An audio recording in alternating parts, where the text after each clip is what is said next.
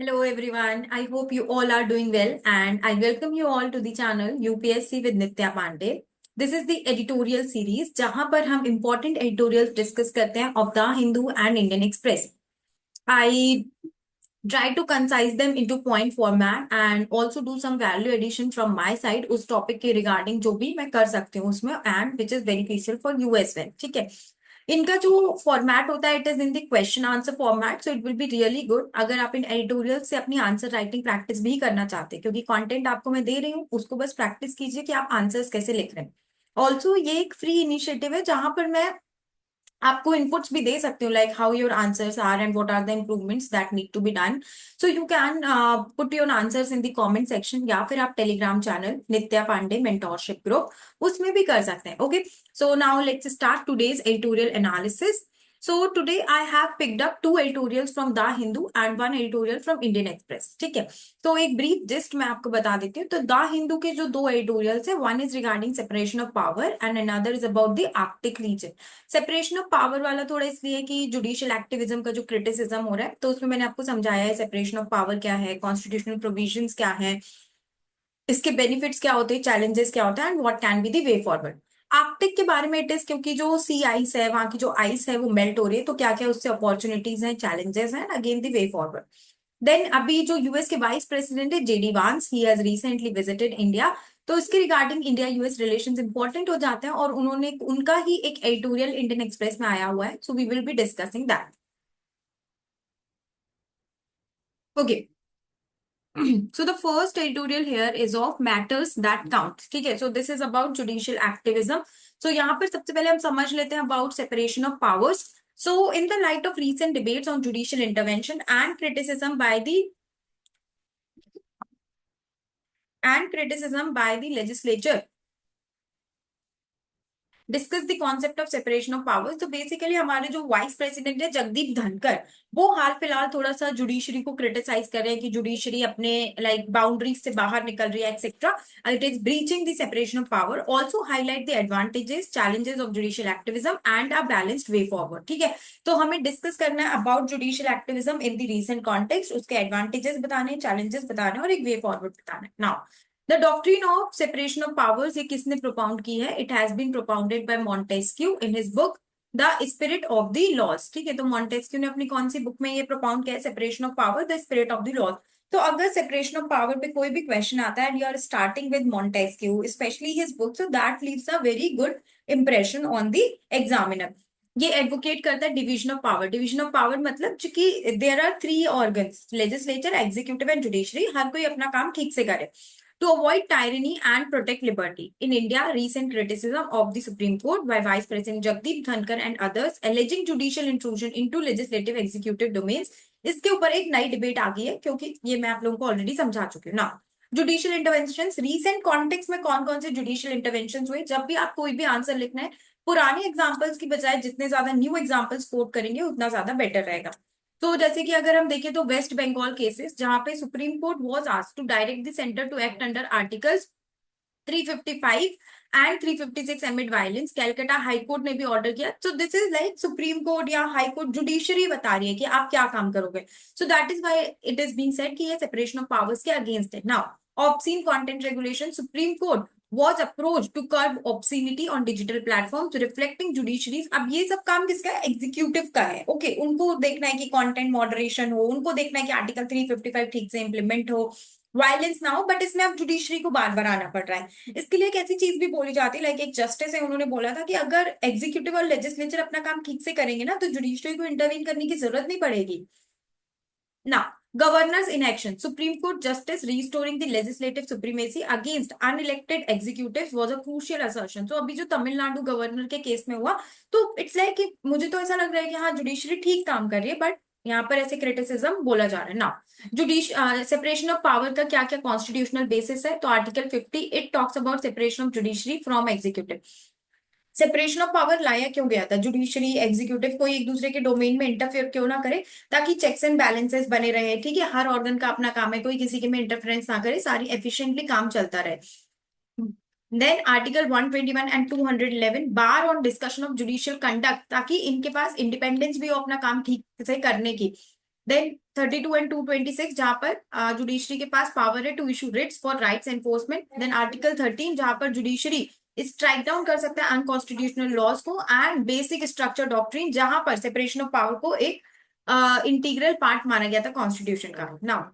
Separation of power के advantages क्या क्या है, ये चेक और बैलेंस मेंटेन करता है। पावर कंसंट्रेशन, किसी भी एक पर्टिकुलर ऑर्गन के पास ज्यादा पावर ना पहुंच जाए, ठीक है, सबके पास इक्वली पावर डिस्ट्रीब्यूटेड है, तो चेक्स एंड बैलेंसेस मेंटेन करता है। जैसे कि इंदिरा नेहरू गांधी वर्सेस राज नारायण केस में judicial review of election laws हुए, है ना। तो इस तरह की चीजों से चेक और बैलेंस मेंटेन रहता है। जब भी आप पॉलिटी का कोई भी आंसर लिख रहे हैं उसमें कोर्ट केसेस जरूर साइट करिए। देन अनदर इज कि ये डेमोक्रेसी को प्रोटेक्ट करता है। डेमोक्रेसी को प्रोटेक्ट जैसे कि फेडरलिज्म मेंटेन करता है, ठीक है। आर्टिकल 356 प्रेसिडेंट रूल का मिसयूज इसने देखा, चेक किया in the SR Mumbai case. Then fundamental rights को सेफगार्ड करता है, ये आर्बिट्ररी स्टेट एक्शन को कर भी करता है, ओके। दैट इज जैसे कि Maneka Gandhi versus Union of India case.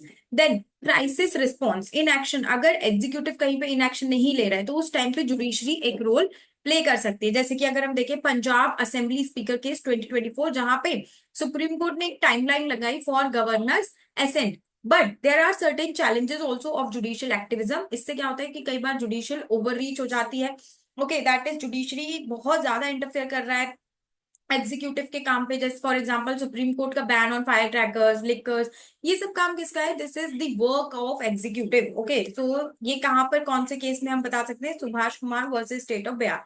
इससे क्या हो रहा है, डेमोक्रेटिक इम्बैलेंस भी हो रहा है। बेसिकली पॉलिसी मेकिंग का काम है लेजिस्लेचर का, जिसको लोगों ने इलेक्ट किया है, but on the other hand it is being done by judiciary, जिसको किसी ने इलेक्ट नहीं किया है, okay. So this is why then direct accountability नहीं है, क्योंकि जुडिशरी जो भी डिसीजन ले रही है it is not directly answerable to the electorate. What can be the way forward. इसमें पॉलिटी के क्वेश्चंस में आप जस्टिस वगैरह के स्टेटमेंट्स भी लिख सकते हैं, व्यूज लिख सकते हैं। जैसे कि जस्टिस डीवाई चंद्रचूड़ ये एडवोकेट कर रहे हैं इंस्टीट्यूशनल बैलेंस एंड जुडिशियल रीस्ट्रेंट, ठीक है। फिर हम कुछ ग्लोबल बेस्ट प्रैक्टिसेस सीख सकते हैं, जैसे कि यूनाइटेड किंगडम में judicial review limited to legality not merit, okay. Then USA में जैसे कि स्ट्रॉन्गर सेपरेशन है but judicial restraint via doctrine of political question. फिर जर्मनी में we have federal constitutional court जो कि पार्लियामेंट को कंसल्ट करती है लॉज को स्ट्राइक डाउन करने के पहले, ठीक है। तो इस तरह के हम कुछ मैकेनिज्म्स अडॉप्ट कर सकते हैं। Then institutional dialogue, clear demarcation of roles, capacity building और कॉन्स्टिट्यूशनल मोरालिटी हम प्रमोट कर सकते हैं। नाउ कंक्लूजन में you can again quote some statements of justices, जैसे कि जस्टिस कृष्णा अय्यर, उन्होंने बोला है कि judicial activism gets its legitimacy from the constitution and its inspiration from the plight of the people. Upholding SOP, separation of power with mutual respect among organs, is essential for preserving constitutional democracy and rule of law in India. ठीक है, तो SOP की हमको इसलिए जरूरत है ताकि constitutional democracy और रूल ऑफ लॉ हमारे कंट्री में रहे।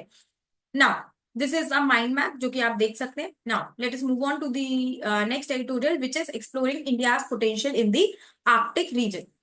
So first of all, the recent context is that global trade जो है it is swinging like a pendulum, especially in the context of US-China trade war, ठीक है।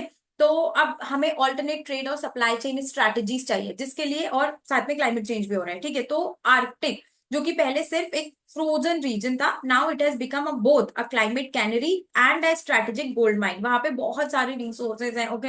We have the availability of methane for energy, ठीक है। फिर वो trade routes वगैरह भी ओपन हो रहे हैं क्योंकि आइस वहां पे मेल्ट हो रही है, तो बहुत सारा पोटेंशियल है यहाँ पर। India as a responsible global south stakeholder must navigate this evolving reality. तो अब इंडिया क्योंकि मेजर ग्लोबल साउथ का स्टेक होल्डर है, तो इंडिया को इसको पोटेंशियली यूज करना चाहिए। नाउ पहले थोड़ा सा आर्कटिक रीजन के बारे में पढ़ लेते हैं कि कौन कौन सी कंट्रीज इसको बॉर्डर करती है। It is bordered by 8 countries, US, Canada, Russia, Denmark, Norway, Sweden, okay. ये आपको पता होना चाहिए कौन कौन सी countries, because Arctic is a lot in news, so you should know this basic information. Finland, Iceland. Then Arctic में कौन कौन सी सीज है, बेरिंग, स्कारा, Laptev, Chukchi, Beaufort, East Siberian, इन सबका भी पता होना चाहिए कि इन पर्टिकुलर सीज को कौन सी कंट्री बॉर्डर कर रही है। नासा के डेटा के हिसाब से सितंबर आर्कटिक सी, मतलब ये बता रहे हैं कि आर्कटिक में पोटेंशियल कैसे है, क्योंकि जो आर्कटिक सी है it is declining at the rate of 12% पर डिकेड, ठीक है। मेल्टिंग सी जो है वो ओपन कर रही है northern sea route, the shortest shipping route between, shortest shipping route हो जाएगा फिर यूरोप और एशिया के बीच में, मलक्का स्ट्रेट, सुएज कैनाल, सबको बाईपास कर देगा, ओके। शॉर्टेस्ट होगा, टाइम भी बचेगा, रिसोर्सेज भी बचेंगे, okay. Now opportunities, strategic leverage, जो नॉर्दर्न सी रूट है ये ग्लोबल ट्रेड फ्लोज को रीशेप कर सकता है, इंडिया को कमर्शियल एक्सेस लेना चाहिए इसका। Now energy security, untapped oil natural gas reserve है हमारे पास 13%, 30%। ओके, देन ऑलरेडी हमने इसमें जो हमारा बजट है 2025-26 का, उसमें already $3 billion maritime development fund दे दिए हैं ताकि शिप बिल्डिंग क्लस्टर्स एक्सेट्रा इसको हम डेवलप कर सकें। चेन्नई व्लादिवोस्टोक कॉरिडोर भी हम डेवलप कर रहे हैं with Russia. Okay, working groups हैं हमारे पास, तो ये सब अपॉर्चुनिटीज हैं इंडिया के पास। Then we also have the Arctic circle India forum, India की आर्कटिक पॉलिसी भी है। Although there are some lacunas, जैसे कि इसमें पॉलिसी गैप्स हैं, हमारे पास इतनी ज्यादा फंडिंग नहीं है, फिर कोऑर्डिनेशन नहीं हो पा रहा है एजेंसीज के बीच में, इतने अच्छे हमारे पास शिपिंग वेसल्स नहीं है। And then geopolitical dilemmas है, अगर हम एक तरफ रशिया को सपोर्ट करेंगे that means we are aligning with China, अगर हम यूएस के साथ जा रहे हैं तो वो यहाँ पर हमारे इंटरेस्ट को डाइवर्ज करेगा। Okay, then supporting US bloc risk losing out on Russia controlled resources. Complex balance दोनों पोल्स के बीच में हमको मेंटेन करने की जरूरत है। चाइना का ग्रोइंग फुटप्रिंट भी थ्रेटन करता है इंडिया के कमर्शियल और डिप्लोमेटिक स्पेस को। फिर नेचर क्लाइमेट जनरल बता रहे हैं कि वर्ल्ड ने ऑलरेडी मतलब ब्रीच कर सकते हैं हम 1.5 डिग्री सेल्सियस थ्रेशोल्ड, तो आर्कटिक रीजन को हमें सस्टेनेबली यूज करना बहुत इंपॉर्टेंट है। Now way forward, ties balance करो Russia, US, Japan, South Korea के बीच में। आर्कटिक काउंसिल में आप रिफॉर्म्स लेकर आ सकते हो।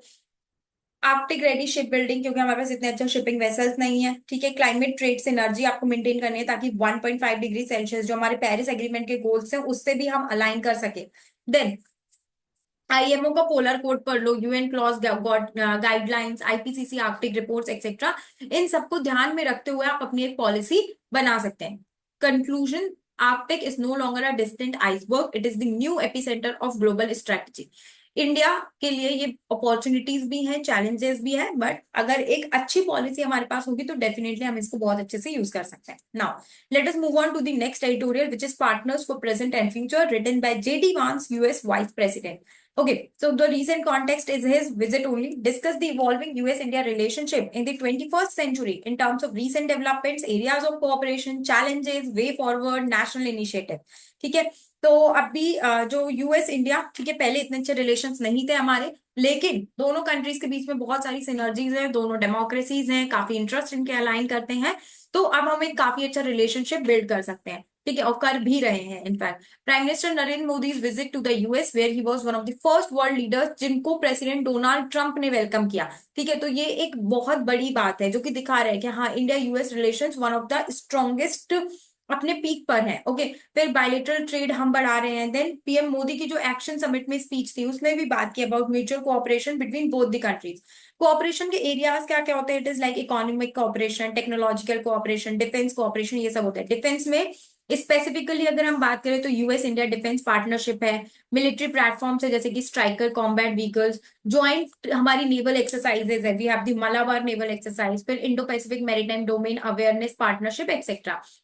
टेक्नोलॉजी में भी हम कर रहे हैं। ओके, वी हैव दिस एक क्रिटिकल इमर्जिंग टेक्नोलॉजीज पे हमारा प्लेटफॉर्म है। ठीक है, न्यूक्लियर कोऑपरेशन है। ट्रेड एंड इकोनॉमी में हमारा रोड मैप है कि ट्रेड को डबल करेंगे, $500 बिलियन, काफी अमेरिकन कंपनीज हमारे यहाँ इन्वेस्ट भी कर रही हैं। फिर एनर्जी कोऑपरेशन कर रहे हैं, बट चैलेंजेस हैं जैसे कि अभी रिसेंट की जो यूएस की प्रोटेक्शनिस्ट, स्पेशली ट्रंप ने जो टैरिफ्स वगैरह लगाए हैं, फिर कुछ रेगुलेटरी मिसअलाइनमेंट्स होते हैं। इंडिया को स्ट्रैटेजिक बैलेंस करना है, रशिया के साथ भी रिलेशंस मेंटेन करने, यूएस के साथ भी करने, तो ये एक इंडिया के लिए चैलेंज हो जाता है।